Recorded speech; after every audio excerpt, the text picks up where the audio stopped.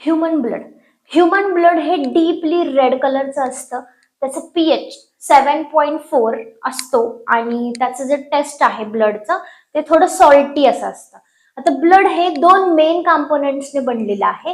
त्याचं पहिला कॉम्पोनेंट आहे प्लाझ्मा. आता हे जे प्लाझ्मा आहे ते क्लिअर अल्कलाइन पेल कलरचं लिक्विड आहे. आता ह्या प्लाझ्मामध्ये 90 to 92% काय असतं? वॉटर असतं.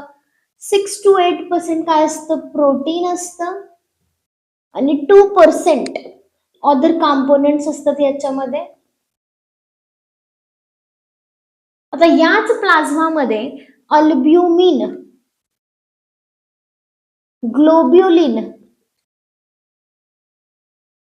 Prothrombin and fibrinogen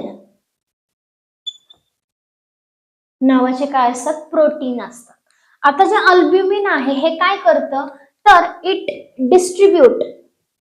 distribute water to all over the body.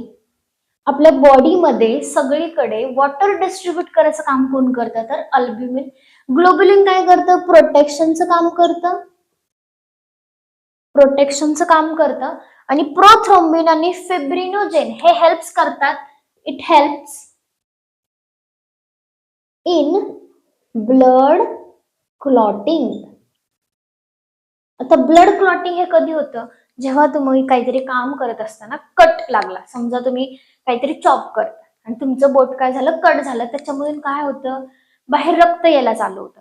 पण थोड्या वेळाने तुम्ही ऑब्झर्व करता की ते जे ब्लड आहे ते काय होतं? थोड्या वेळाने यायचं थांबतं. म्हणजेच काय होतं? तिथं ब्लड क्लॉट होतं. आता हे ब्लड क्लॉट काय होतं? समजा हा तुमचा हात आहे, इथं तुम्हाला काय गेलाय? कट गेलाय. आता इथून काय होतंय? बाहेर ब्लड येत आहे. तर हे जे दोन प्रोटीन आहेत इथं काय करतात? वॉल फॉर्मेशनचं काम करतात. म्हणजे काय?